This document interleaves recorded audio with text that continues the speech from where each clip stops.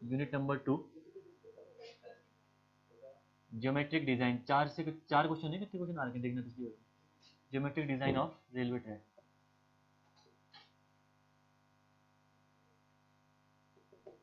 Geometric design of railway track easy unit है, tough ज़्यादा है नहीं।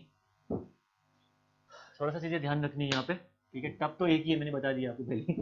टफ ये नहीं है, ये वाली यूनिट टफ नहीं है, बिल्कुल ईजी है। ट्रैक्शन एक्टिव एफर्ट भी ईजी है।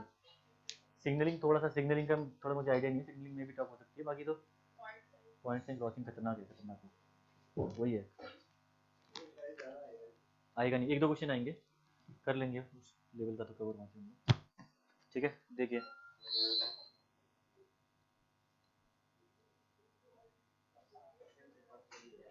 ओके, ठीक है। आगे देखिएगा, geometry design of railway track की अगर मैं बात करूं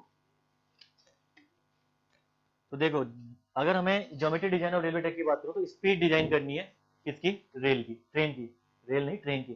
ट्रेन की स्पीड, आपको बार बार रेल ही निकलता है, आदत है ना जनरल लैंग्वेज में बोलने की, रेल, रेल चल रही है, रेलगाड़ी, तो रेल ही निकलता है बार बार, लेकिन ट्रेन है, ठीक है ना।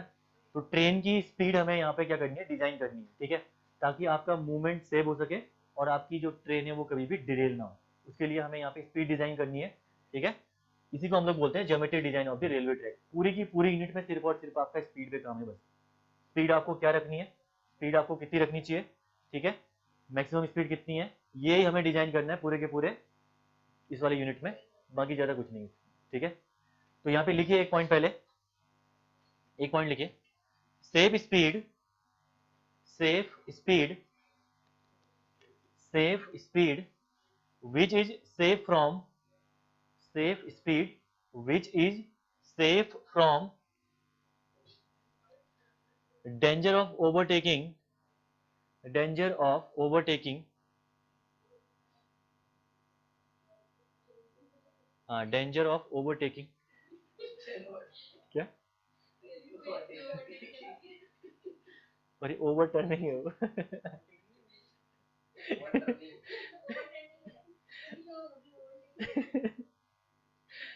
लिख भी दिया तुम लोगों ने। अच्छा हाँ, तुमने सही पकड़ा, मैं ओवर टर्निंग था ना, ओवर। कभी कभी क्या होता है पता है, मैं ध्यान नीचे रहता है कि क्या चल रहा है नीचे, और ऊपर यहाँ लिखा दिया ऊपर ओवरटेकिंग। क्वेश्चन सही था, ट्रेन भी ओवरटेक होती है।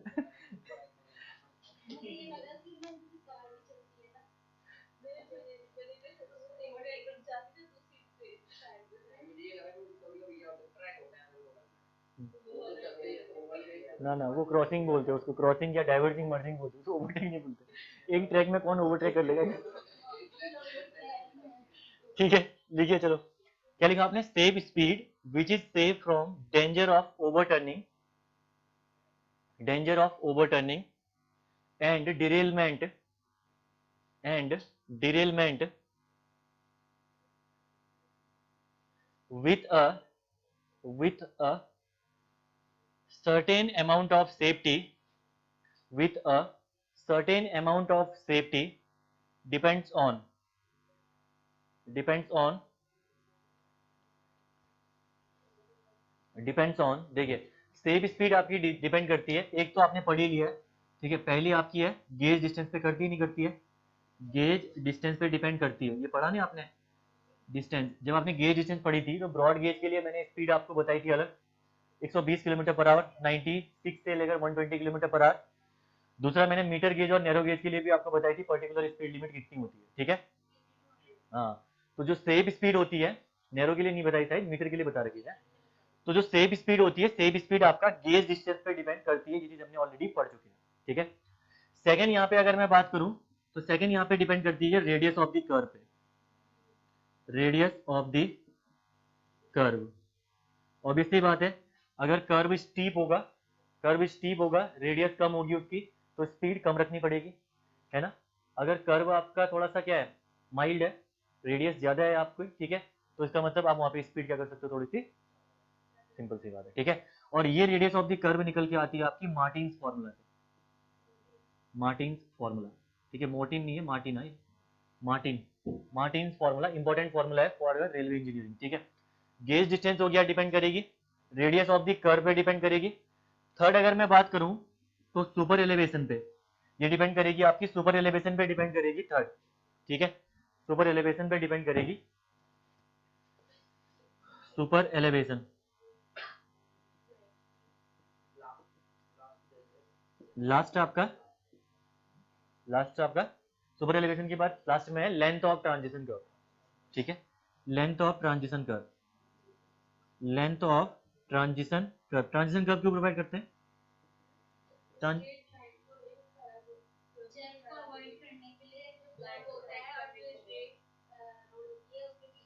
पैराबोलिक नहीं, ठीक है, सर्कुलर को स्ट्रेट के साथ, ठीक है, इन्फिनिटिव रेडियस को आर रेडियस के साथ कन्वर्ट करने के लिए, समझेंगे बाद में, तो पढ़ा हुआ वैसे आपने ये चीज, ठीक है। तो इसमें हम लोग यूज करते हैं लेंथ ऑफ ट्रांजिशन कर्व। तो इन चार चीजों पे डिपेंड करती है आपकी सेप स्पीड। पहला है आपका गेज डिस्टेंस, दूसरा है आपका रेडियस ऑफ द कर्व जो कि हम लोग कैलकुलेट करेंगे मार्टिन फॉर्मूला से, तीसरा सुपर एलिवेशन जो आपने प्रोवाइड कर रखा है। इन सब के लिए मैं आपके फॉर्मूला निकाल के दिखाऊंगा कि कैसे ये चीजें डिपेंड करती है। गेज डिस्टेंस का हम समझ चुके हैं ऑलरेडी, ठीक है, ये चीज तो हम ऑलरेडी पढ़ चुके हैं। अब हमें पढ़ना है यहाँ पे ये तीन चीजें, ठीक है, radius of the curve, super elevation और लेंथ ऑफ ट्रांजिशन कर्व, ठीक है। इनके बेस पे भी देखेंगे हम लोग कि कैसे आपकी स्पीड इन पे डिपेंडेंट है हर एक टॉपिक पे। ओके, ठीक है, तो ये तो हो गया आपका सेव स्पीड किस पे डिपेंड करती है, ठीक है। अब सेव स्पीड आपकी होती क्या है देखिए जरा, कैसे कैलकुलेट करते हैं हम save speed.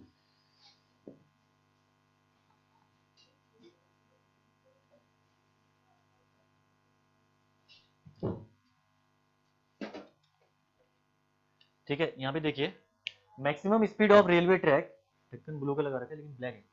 Maximum speed of railway track की मैक्सिमम स्पीड इज, ठीक है, is minimum of number one, ठीक है। अगर आपको मैक्सिमम स्पीड कैलकुलेट करनी है रेलवे ट्रैक की तो वो मिनिमम होती है चार चीजों की, ठीक है। नंबर वन है यहाँ पे speed decided bye railway board. जो रेलवे बोर्ड है वो जो स्पीड डिसाइड करेगा, नंबर वन वो, ठीक है, वो पहले से डिसाइड कर रखा उन्होंने कि अगर ये टेरेन है या अगर आपका ये गेज आप प्रोवाइड कर रहे हो तो ये स्पीड हमें रखनी है, ये पहले से डिफाइन होगी, ठीक है। तो speed decided bye railway board. Second अगर मैं बात करूं यहाँ पे तो that will be the speed calculated bye Martins formula,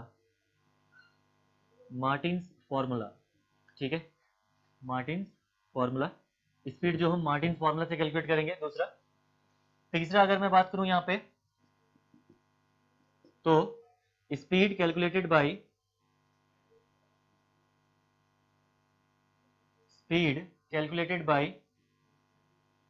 super elevation formula,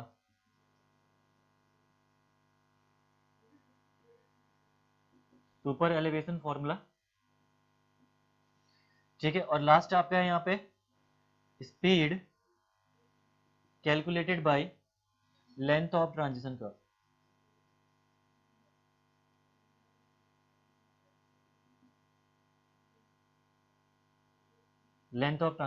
ठीक है। तो इन चार स्पीड में से जो भी स्पीड आपकी मिनिमम होगी that is the design speed of a railway track, ठीक है।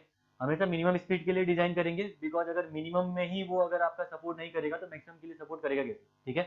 तो कभी भी हम लोग यहाँ पे जो भी आपकी मैक्सिमम स्पीड है रेलवे ट्रैक की वो अगर हम डिजाइन करेंगे तो चार चीजों पर डिपेंड करती है। नंबर वन है आपका speed decided by the railway board, दूसरा speed calculated by the Martin's formula, तीसरा speed calculated by the super elevation formula, और चौथा है आपका speed calculated by the length of transition curve. इन चारों में से जो भी स्पीड आपकी मिनिमम निकल के आएगी that is the maximum speed of the railway track, ठीक है।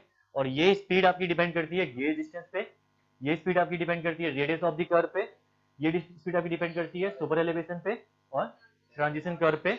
तो तीन चीजें तो अभी भी सेम है, ट्रांजिशन कर्व के बेस पे निकाल लिया, सुपर एलिवेशन के बेस पे निकाल लिया, और मार्टिन फॉर्मूला जिससे रेडियस निकालती है उसके बेस पे आपने निकाल ली स्पीड, और रेलवे बोर्ड चौथा यहाँ पे जुड़ गया बस।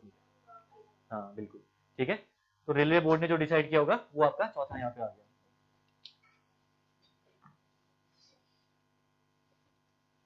ओके, इसके बाद नेक्स्ट, उसके बाद यहाँ पे हेडिंग लिखिएगा, नहीं यार अभी तो टाइम नहीं हुआ। पहला हेडिंग लिखना ये वाली,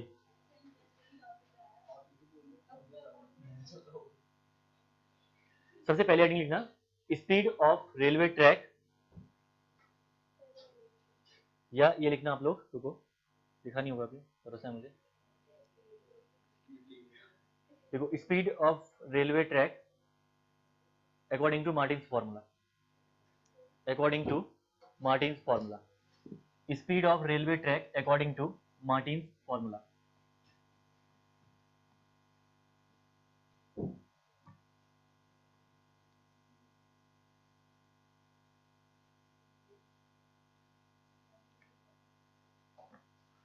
अकॉर्डिंग टू मार्टिन्स फॉर्मूला, ठीक है।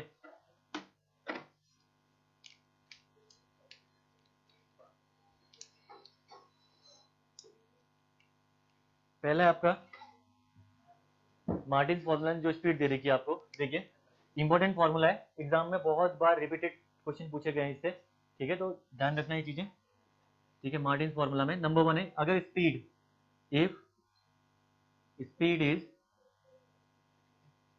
लेस देन 100 kmph, अगर स्पीड आपकी 100 kmph से कम है, और ए अगर मैं लिखूं यहाँ पे, if transition curve is provided, transition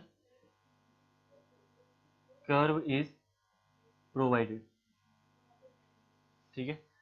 if speed is less than 100 kmph, ठीक है, kmph, और आपने ट्रांजिशन कर्व क्या कर रखा है, प्रोवाइड कर रखा है, ठीक है। तो ट्रांजिशन कर्व अगर आपने प्रोवाइड कर रखा है यहाँ पे, तो उस केस में जो वी मैक्स निकल के आती है, ठीक है, वी मैक्स आपकी निकल के आएगी, नंबर 1 यहाँ पे लिखिए, ए बी सी, स्मॉल ए लिखता हूँ इसको, ठीक है। V max is equal to 4.35 under root of R minus 67, V max is equal to 4.35 under root of R minus 67,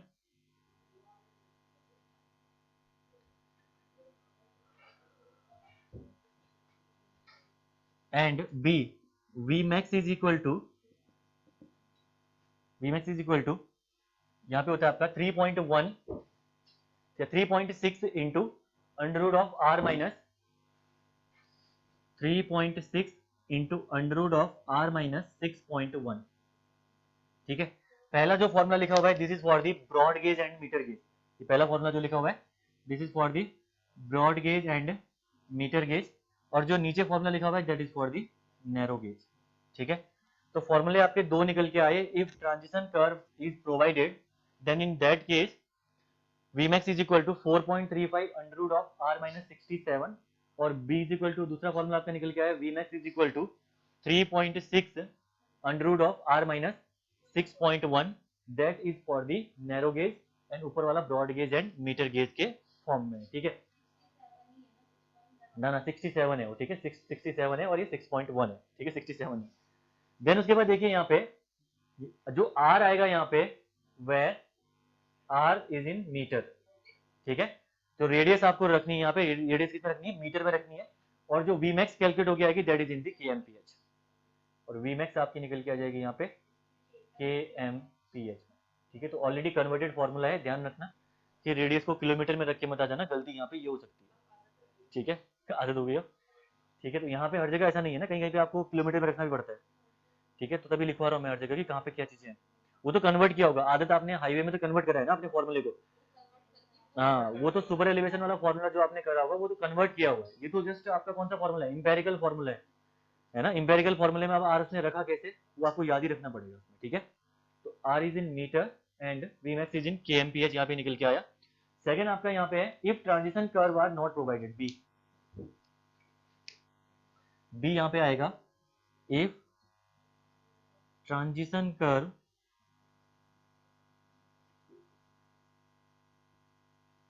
is not provided, अगर ट्रांजिशन कर्व प्रोवाइड नहीं किया गया है उस केस में, तो देखिए सिंपल सा ध्यान रखना आपको, यहाँ पे Vmax इज इक्वल टू यहाँ पे हो जाता है आपका 80% of when transition curve provided,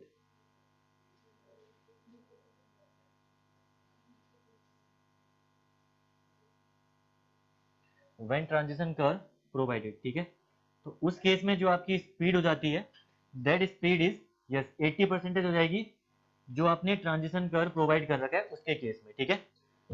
तो इसका मतलब जो स्पीड आपकी निकल के आई यहाँ पे a is equal to V max, अगर मैं बात करूँ यहाँ पे a वी मैक्स, तो ये हो जाएगी 0.8 times of 4.35 under root of r minus 67, and that is for the broad gauge and the meter gauge, and for the narrow gauge Vmax is equal to 0.8 of 3.6 under root of r minus 6.1, and that is in the case of the narrow gauge.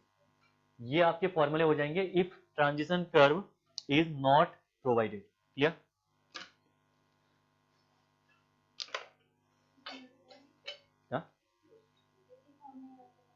हाँ, just आप ये ध्यान रखो, objective में लिख, ये भी पूछ सकता है कभी कभी, ठीक है।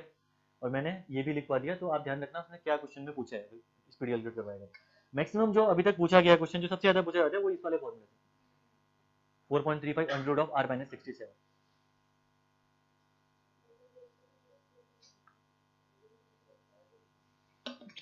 किस्मत खराब होगी तो आ सकता है ना एग्जाम में। हाँ, और कभी कभी मैं बताता रहा हूँ, इस बार RSM में नहीं बताया मैंने आपको, दिख नहीं रहा, ओके, स्क्रीन से बाहर हो गया, स्क्रीन से, ओके। देखो जो ए वाला फॉर्मूला लिखा हुआ है ना, 0.8 से मल्टीप्लाई कर दो, जो फॉर्मूला यहाँ पे है, देखो इसी फॉर्मूले में क्या करना है आपको, वी मैक्स, इस वाले के लिए लिखा रहा हूँ, इसी फॉर्मूले में आप मल्टीप्लाई कर दीजिए 0.8 से, सिंपल फॉर्मूला ये बन गया। यहाँ पे भी आप मल्टीप्लाई कर दीजिए 0.8 से, तो ये दोनों फॉर्मूले आपके बन के आगे वी मैक्स के लिए, ये निकल गया वी मैक्स के लिए, ठीक है। तो 0.8 से मल्टीप्लाई करना है फॉर्मूले में, जो आपने ऊपर लिखा हुआ है, क्या लिखा हुआ है, 80% of the 80% of when transition curve is provided, ठीक है। होपफुली क्लियर होगा, इसको लिख लो फॉर्मूले को, आगे बढ़ लो फिर।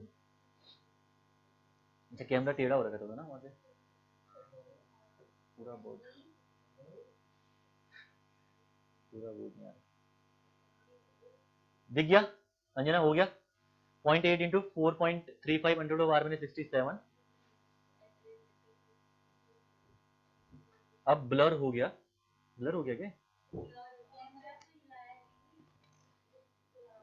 अच्छा, ब्लर हो गया, ये तो ना काफी ब्लर हो गया।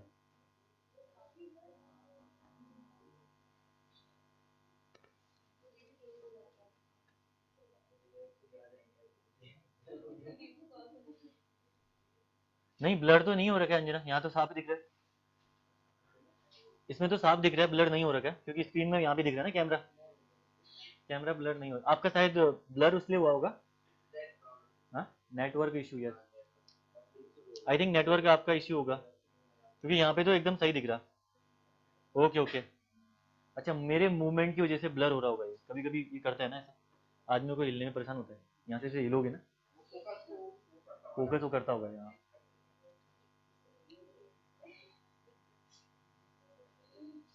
कभी कभी हो रहा होगा। ओके ठीक है, फिलहाल अभी लिख लिया होगा ना, ये चीज कर ली होगी। तो क्या करा आपने, speed of the train is less than 100 kmph for the broad gauge 4.35 under root of r minus 67 broad gauge and meter gauge, and for the narrow gauge 3.6 into under root of r minus 6.1, और 0.8 से multiply कर दो अगर आपने यहाँ पे transition का provide नहीं किया होगा, ठीक है। अगला यहाँ पे करो, if speed is greater than 100 kilometre per hour, speed अगर आपकी greater than 100 kilometre per hour है, तो उस केस में क्या होगा।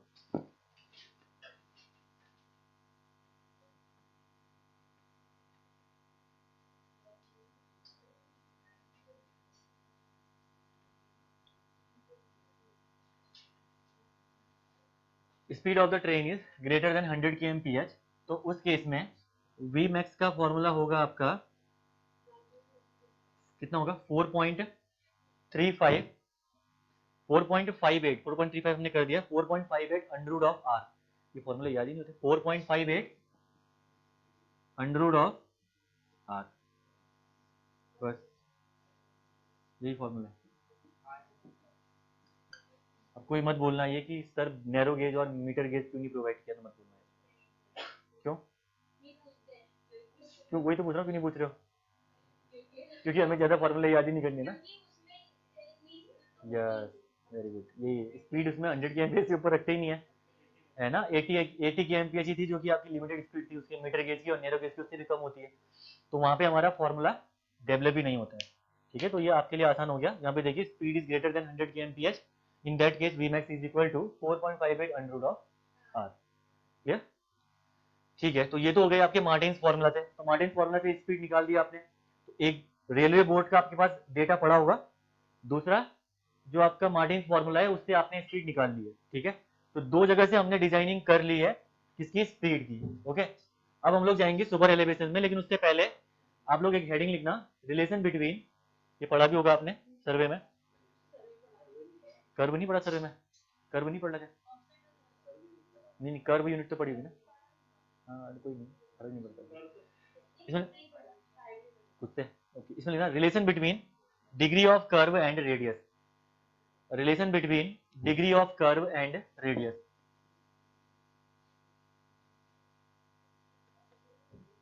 Relation between degree of curve and radius.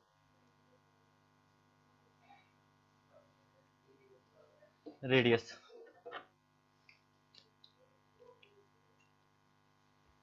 ठीक है, तो डिग्री ऑफ कर्व यानी डी और आर के बीच में रिलेशन आपको चाहिए, डी डिग्री एंड आर। हाँ, तो वो एक के लिए नहीं, वो डिपेंड करता है चैन पे, चैन लेंथ पे डिपेंड करता है, 20 मीटर, 30 मीटर, 30.5 मीटर। तो एग्जाम में जस्ट आपको 30.5 मीटर की चेन देगा, तो उसके लिए आपको कभी भी फॉर्मूला निकल के नहीं देगा, रेडियस आपको कैलकुलेट करना पड़ेगा वहाँ पे। ठीक है, तो तीनों ही फॉर्मूले आपको यहाँ पे डिराइव करने हैं। ठीक है, बहुत ईजी है, कुछ भी नहीं है। देखिए इसको हम लोग करते हैं यहाँ पे, ये हो गया आपका डिग्री। ठीक है, this is the arc, arc आप बोल सकते हो, या लेंथ ऑफ चेन भी बोल सकते हो इसको। ठीक है, आर्क या इसी को आप बोल सकते हो, और लेंथ ऑफ चेन। हाँ, आंसर भी आने लगे हो, 1725 30 पता नहीं कितना बाई डी लिखा होगा। ठीक है, लेंथ ऑफ चेन, ये आर, ये आर। ठीक है, तो आपको यहाँ पे जो रिलेशन बताना है वो बताना है इस डी डिग्री पे और इस रेडियस पे। अगर आपको डिग्री गिवन हो कहीं पे, तो कैसे आप रेडियस ऑफ दी कर्व निकाल पाओगे? ठीक है, डिग्री गिवन हो और अगर आपको लेंथ ऑफ चेन गिवन हो या आर्क की वैल्यू गिवन हो, तो आप लोग रेडियस कैसे कैलकुलेट करोगे, ये आपका बेसिकली यहाँ पे टॉपिक है। ठीक है, ठीक है, 1720 यहाँ पे लिखा हुआ है उन्होंने, 1720 आपका होता है 30 मीटर की चेन के लिए। ठीक है, आपने 30 मीटर की चेन के लिए करा हुआ है। यस, ठीक है, तो यहाँ पे देखिए एंगल इक्वल टू होता है arc upon radius, angle equal to arc upon radius.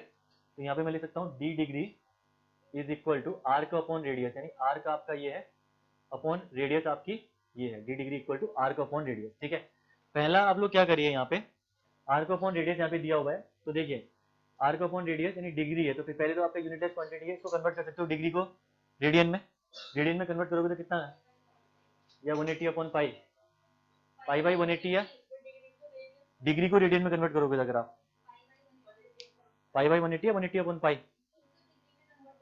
ये रेडियन में कन्वर्ट नहीं कर रहे हो आप लोग?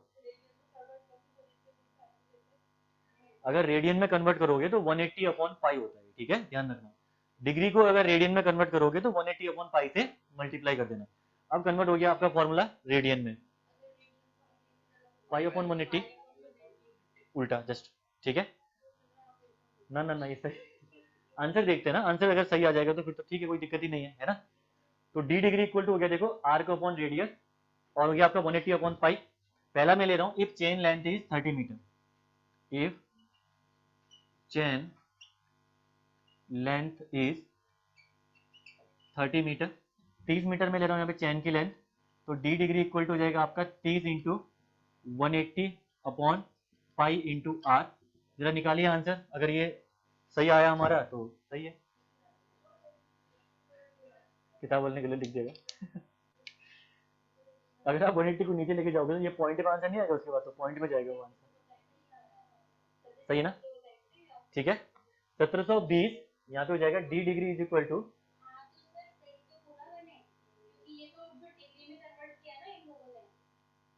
1700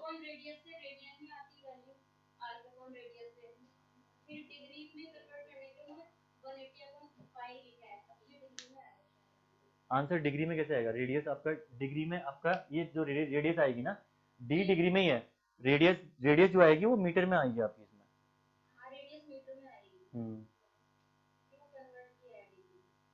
इसको डिग्री में कन्वर्ट किया है। डिग्री को डिग्री में कन्वर्ट करोगे, डिग्री तो पहले से दिया होगा ना, डिग्री ऑलरेडी। अगर आपको कोई डिग्री दिया हुआ है, जैसे आपसे बोला कि जैसे ये डी डिग्री है, डी डिग्री है मतलब ना नहीं नहीं, फॉर एग्जाम्पल जैसे 2 डिग्री आपको दिया हुआ है ना, इसका मतलब डिग्री में ऑलरेडी दिया हुआ है, तो डिग्री वाले को और डिग्री में कन्वर्ट थोड़ा ना करोगे।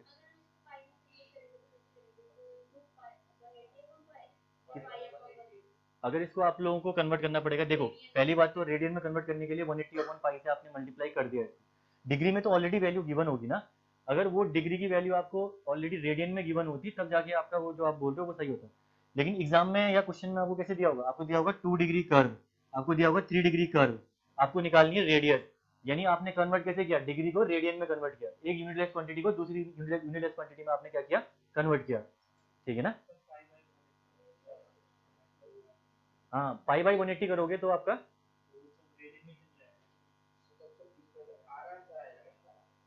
1720/r इसका आंसर आ जाएगा। यहाँ पे r करो एक बार, रुको एक बार चेक करने दो।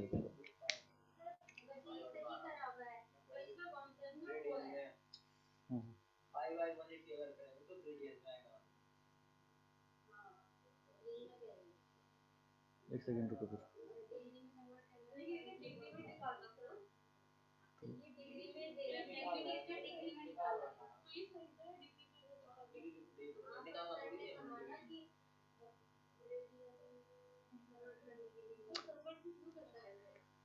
Yes, आवाज नहीं आ रही, डिग्री सही है उसके ऊपर।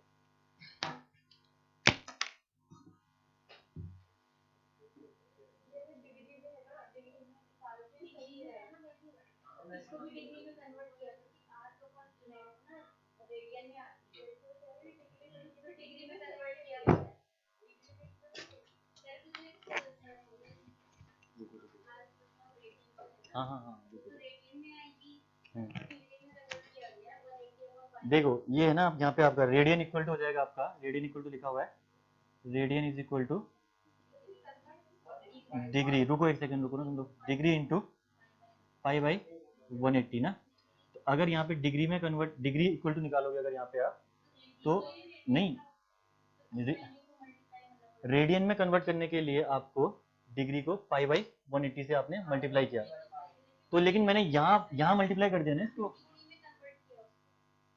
मैंने मल्टीप्लाई यहाँ पे थोड़ा ना किया है, मैंने मल्टीप्लाई यहाँ किया है। ये चीज यहाँ अगर मल्टीप्लाई करता तो पाई/180 लिखता ना मैं, अपोजिट मल्टीप्लाई कर दिया ना मैंने,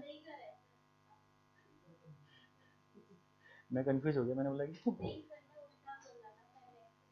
पहले मैंने 180/पाई बोला था शायद ना उस साइड से, हाँ वो पाई/180 को अगर मैं यहाँ पे लिखता ना, इससे डी डिग्री को, ये देखो डी डिग्री, इसको मैं कन्वर्ट कर रहा हूँ रेडियन में, तो पाई/180 आता इज इक्वल टू आर्क, ठीक है। तो अब ये यहाँ चले गया तो 180/पाई हो गया, ठीक है ना, ये हो गया यहाँ पे 180/पाई। तो आंसर नहीं तो गलत हो जाता ना, अगर गलत क्या होता।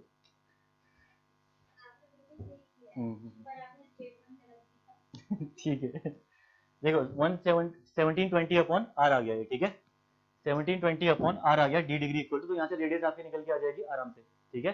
तो D degree is equal to निकल के आ गया आपका 1720/r, ठीक है। पहला आपका 30 मीटर चेन के लिए, अगला आप निकालो 20 मीटर चेन के लिए। For 20 metre chain, if chain length is 20 metre, if chain length is 20 meter, so in that case chain length 20 metre, तो निकाले यहाँ पे डी डिग्री इक्वल टू, तो ये जगह आपका 20 इंटू 180/पाई इंटू आर, 20 इंटू 180/पाई इंटू आर, तो in that case the value will be कितना, 1146 ना, 1150 लेके चलते हैं हम लोग इस वैल्यू को, ठीक है। एग्जैक्ट वैल्यू 1146 है, 1150 कैलकुलेशन के लिए यूज करना, आंसर में गड़बड़ी नहीं आएगी, ठीक है। तो ये हो जाएगा आपका 1146/डी degree, sorry R, R approximately लेके चलेंगे इसे हम लोग 1150/आर, 1150/आर, ठीक है।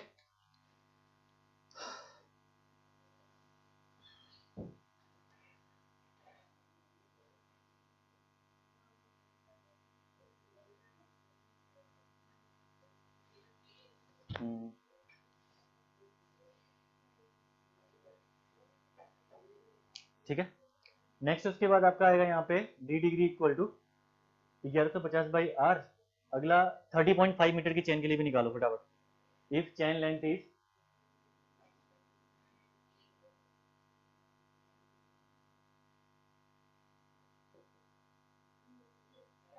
30.5 मीटर, हाँ जितना भी आएगा ये 1750 आ रहा होगा।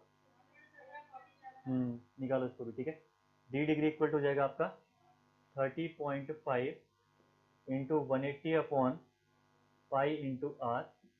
तो D degree is equal to हो जाएगा आपका ये 1750/r, ठीक है। जी 1750/r आपका यहाँ पे आ गया D degree equal to.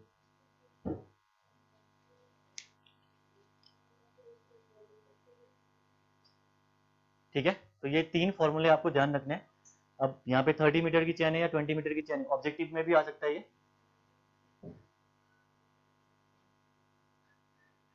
Anjana बोली 180/पाई ही होता है डिग्री में कन्वर्ट करने के लिए। डिग्री में कन्वर्ट नहीं हो रहा अंजना, रेडियन में कन्वर्ट हो रहा है। एक्चुअली में ये था जो सामने लिखा था ना, मैंने डायरेक्टली मैंने मुंह से निकल गया कि 180/पाई मैंने बोला था ना, 180/पाई से मल्टीप्लाई करेंगे मैंने कहा था ना। तो ऑब्वियसली बात है डी डिग्री को आपका अगर आप उस साइड करोगे तो 180/पाई से, लेकिन लेफ्ट साइड अगर डी डिग्री को कन्वर्ट करते हैं तो पाई/180 करना पड़ता है उसको, ठीक है ना। तो वो चीज आप सही थी जिस हिसाब से आप कह रहे थे, हाँ वो चीज हो गई थी, ठीक है। लेकिन सही था, मतलब इंटेंशन सही था वो। हाँ लिखा सही था। मैं फिर कंफ्यूज हो गया ना, मैंने बोला कहीं गलत तो नहीं लिख दिया मैंने इसमें बोली, तो मैं देख रहा था तभी उसके बाद तो ठीक है, ठीक है ना। तो ये तो हो गया आपका डिग्री एंड रेडियस के बीच में रिलेशन, ठीक है। अगला आपका आएगा नेक्स्ट उसके बाद, ठीक है। लास्ट टॉपिक आज का पढ़ेंगे, that will be the versine of a curve. Versine भी पता ही होगा आपको, होपफुली थोड़ा बहुत आइडिया होगा। कहाँ से पढ़ा ये?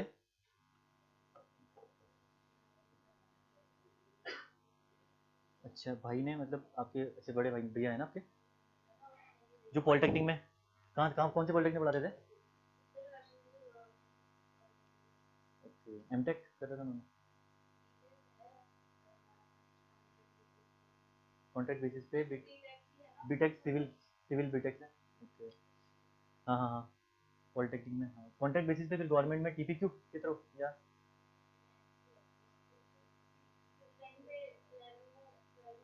ओके। नेट उसमें यूजीसी नेट होता होगा ना। तो अभी उस दिन जब कॉन्ट्रैक्ट पे रिमूव किया तो सबको रिमूव कर दिया उन्होंने। अच्छा, उन लोगों को रिमूव कर दिया या करने वाले हैं रिमूव के लोग?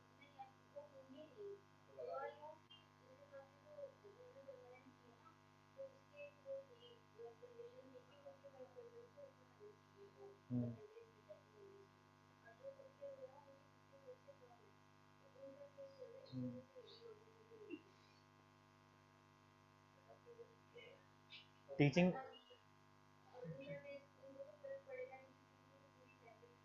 हाँ सही कह रहे हो। अभी इन लोग अभी ड्यूटी में हैं वो लोग या नहीं है ड्यूटी में? अच्छा, कहाँ पढ़ा रहे हैं? अच्छा रेलवे पढ़ाते हैं आपको क्या, हाईवे रेलवे? इस पर यूटीपीएससी में,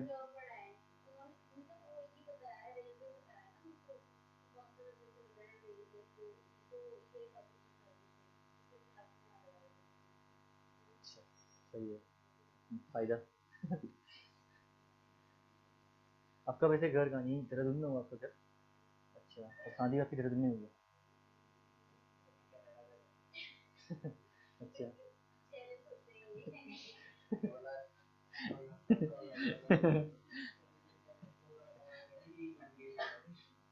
कनाडा में इमरजेंसी लगी आज से, लगने वाली है। हो गया ना, हटा दो उसको। हाँ? ट्रक वालों ने इमरजेंसी लगा दी है, शायद मार्शल लॉ भी लग सकता है।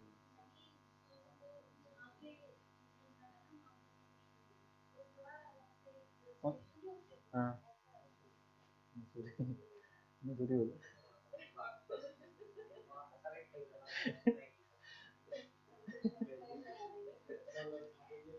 भाई मसूरी बोले।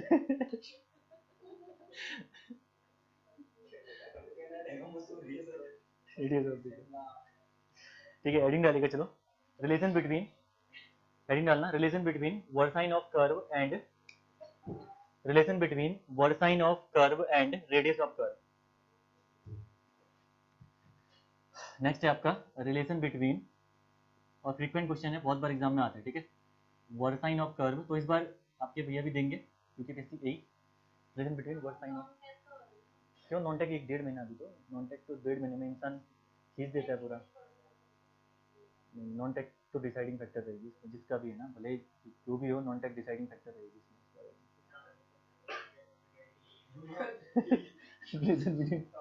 वर्साइन ऑफ कर्व, तुम्हारा ज़्यादा चांस होता है भाई, दिन भर फ्री हो, पढ़ने का इतना चांस है, फिर भी नहीं निकाल पाए तो मेरी गलती हो, तो फैकल्टी निकाल ले जाएंगे।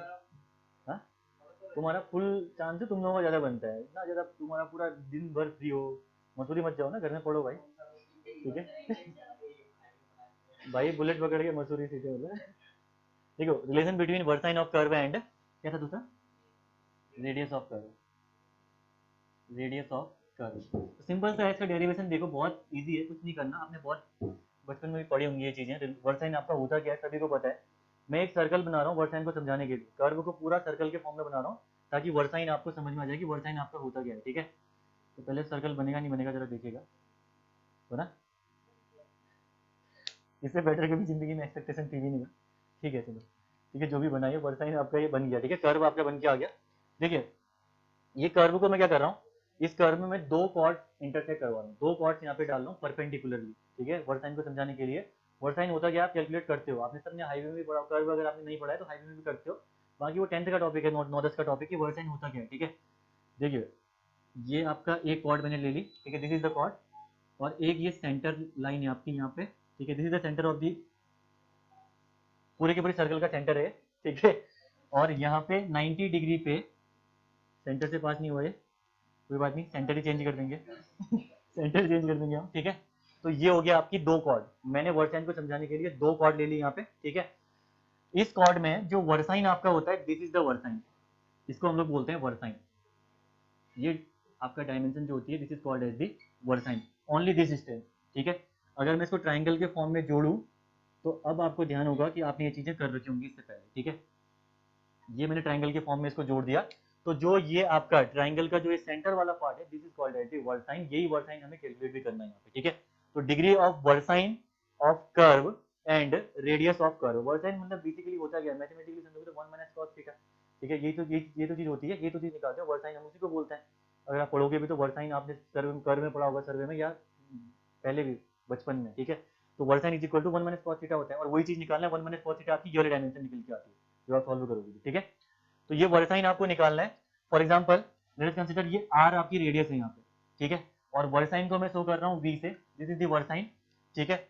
जो मैंने कॉर्ड ये वाली ले रखी है, ये कॉर्ड की लेंथ अगर सी है, if the chord length is C, ठीक है, if chord length is C, तो ऑब्वियसली बात है जो मैंने ये कॉर्ड इंटरसेप्ट करवा रखी है, एक तो सेंटर से इंटरसेप्ट करवा रखी है, ठीक है, और 90 डिग्री पे c/2, this is also c/2, simple सी बात है, just centre of the chord से मैंने यहाँ पे ले रखा क्योंकि ये सेंटर लाइन है, देख लो यहाँ पे आप, ठीक है, जो रेडियस वाली जो लाइन दूसरी कॉर्ड डाल रखी मैंने, जस्ट सेंटर पे डाल रखी है ये कॉर्ड, ओके। तो ये हो गया आपका c/2, ओके।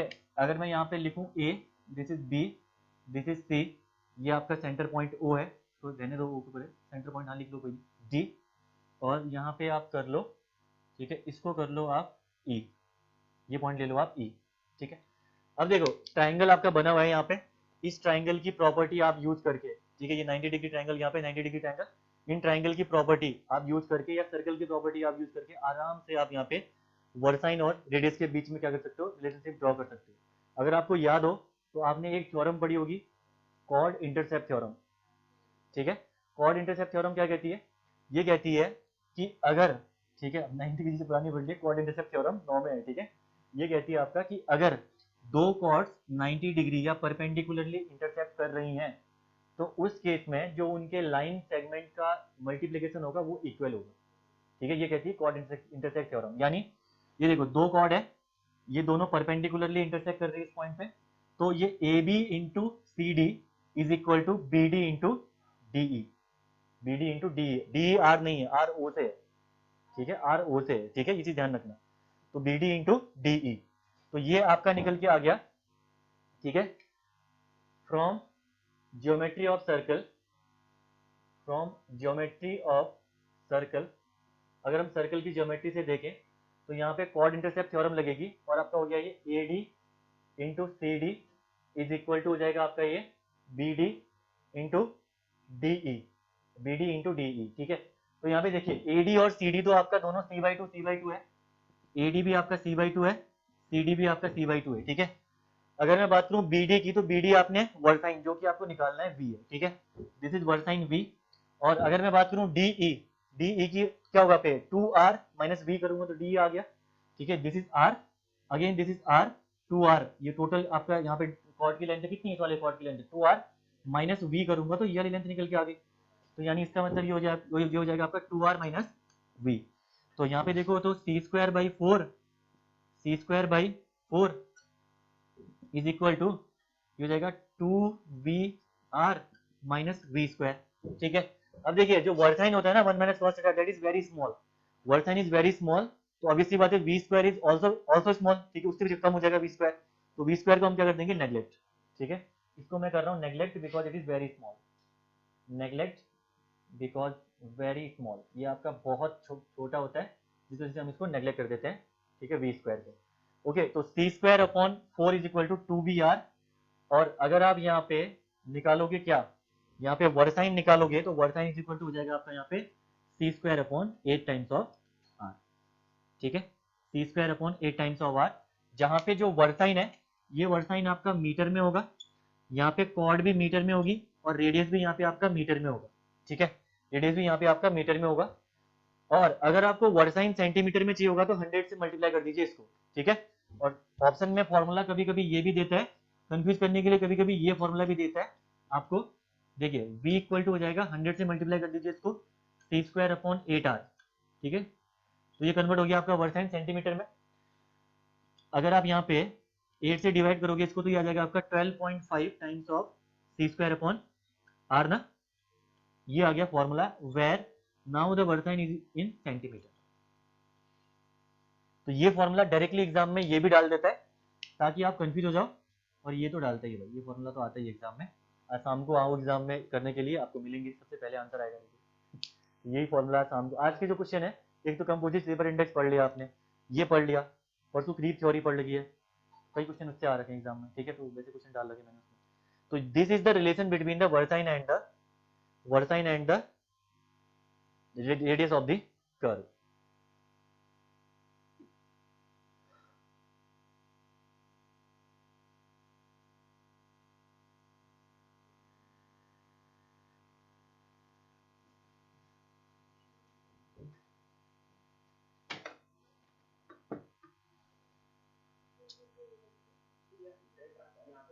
हंड्रेड सेंटीमीटर में कन्वर्ट किया उसे, इसको लिख लो क्योंकि एग्जाम में इंपॉर्टेंट है।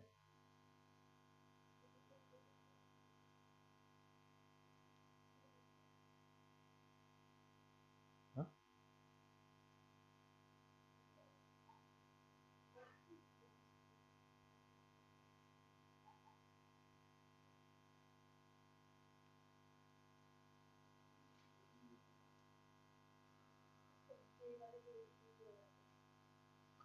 व्यूअर्स होते कल कमेंट देखा तुमने, सर ये चल क्या रहा है इसमें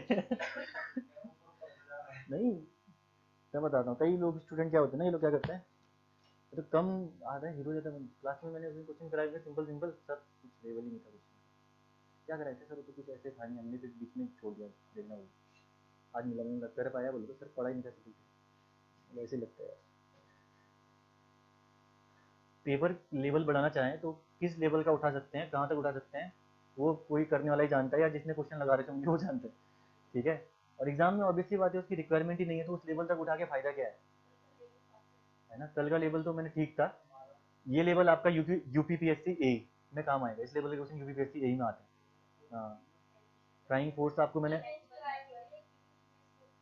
क्या, नहीं डेली है आज मेरा, कल अभी सर का रहेगा, कल चड्डा सर लूंगा, सोहन सर का है कल और परसों और नरसों उसके बाद आपका चड्डा सर का, एक दिन चड्डा सर का भी रहेगा। फिर नेक्स्ट मंडे से उसके बाद आपका यूपीपीएससी ए के और जेई के लिए पर्टिकुलर सीरीज स्टार्ट होगी, जस्ट फोकस आपका ए जेई उसमें हम लोग यूपीएससी एई में आए हुए जो प्रीवियस ईयर के क्वेश्चन है वो मैं कवर करा दूंगा सारे। आप लोगों ने इरिगेशन पढ़ ली क्या? नहीं पढ़ी ना? कौन से सब्जेक्ट पढ़ा हुआ है? यूकेपीएससी एई में अगर सारे स्टूडेंट अगर जो पूरे के पूरे आए हैं तो उसमें क्वेश्चनों का लेवल भी थोड़ा सा मैं ठीक ठाक रखूंगा। जेई का अगर देखो पलटा जहाँ भारी रहेगा वहाँ का लेवल जाएगा क्वेश्चनों का, ठीक है? मुझे कह दो के आंसर आते हैं यहाँ पे, और का नाम भी मुझे नहीं पता, बाकी तो आप लोगों का नाम क्या क्या है? मुझे मनीष का आंसर नहीं, आपका नीरज का आंसर नहीं, आपका विकास के आंसर आते हैं कभी कभी, ठीक है? सरिता के तो दिखते हैं, हाँ आपके दिखते हैं, उनके आते हैं, वो बेचारी बोलेगी नहीं मेरा नाम नहीं लिया। अंजना चौहान के उनके आंसर आते हैं ये। यस यस रोहित, क्लास अब ओवर हो चुकी है, अब अपना नेट बचाइए, ठीक है? Okay, thank you.